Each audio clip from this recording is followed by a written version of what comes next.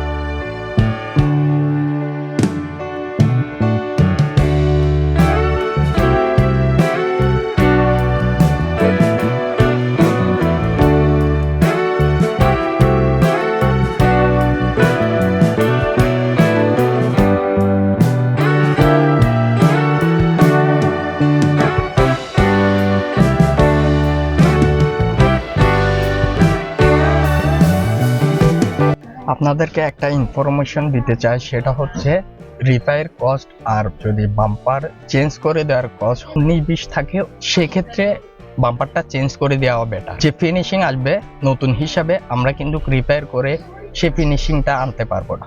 As a professional হিসাবে আমাদের এটাই দায়িত্ব।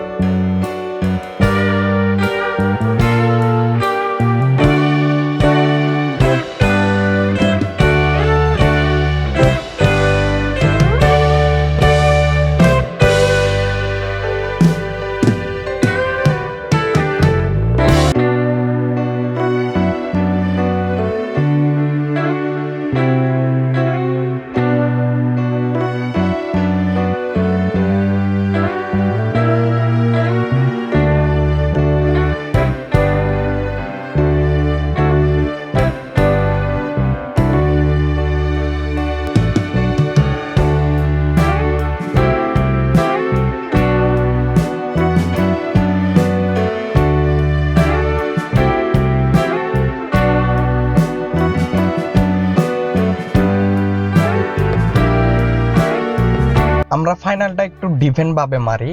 5 কোট উড়ানোর পরে সেকেন্ড কোটটা আমরা একটু ডিপ মারি, মানে একটু মোটা করে মারি। ছোট ছোট যে পেপারের দাগের ইস্যু এগুলো থেকে যায়, অনেক সময় সলভ হয়ে যায়।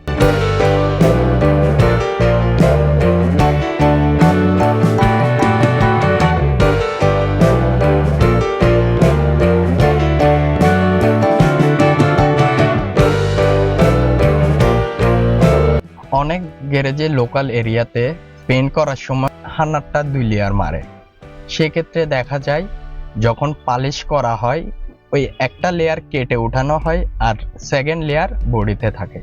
এক্ষেত্রে অনেক প্রবলেম দেখা যায়, শাইনিং এর পরিমাণ একটু কমে যায়, না হয় এরকম রং ফাটার ইস্যু বেড়ে যায়। আমরা 3 লেয়ার হান্নার মারবো, 2 লেয়ার বডিতে থাকবে, 1 লেয়ার আমরা পালিশ কেটে উঠে ফেলবো। গাড়িটা চমক লাগবে, বেশ শাইনিং থাকবে এবং এরকম প্রবলেম থেকে একদমই আসার চান্স খুবই কমে যাবে।